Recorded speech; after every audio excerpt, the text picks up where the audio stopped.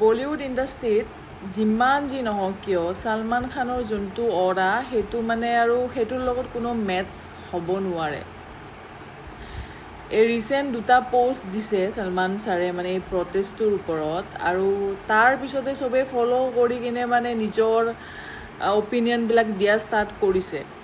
ইমান দিনে চবেই শুই আছিলে নাকত তেল দি কিনে, কিন্তু যেতিয়াই ছালমান খানে কিবা এটা ক'লে তাৰপিছত এটাৰ পিছত এটা কোৱা ষ্টাৰ্ট কৰিলে। তাৰে আগতে কেইজনমানেতো কৰিছিলে বাৰু, কৈছিলে, সেইটো বেলেগ কথা।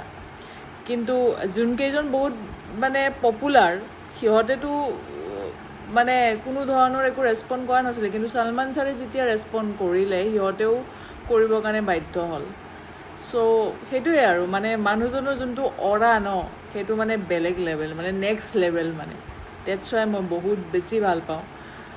এয়াই আৰু।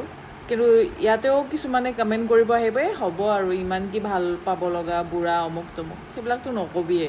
100 years হ'লেও ছালমান খান ফেভৰেট আছিলে। যোনে যোনে ভাল পায় ছালমান খানক 100 years হ'লেও ছালমান খানেই হয়। বুজি পাইছ?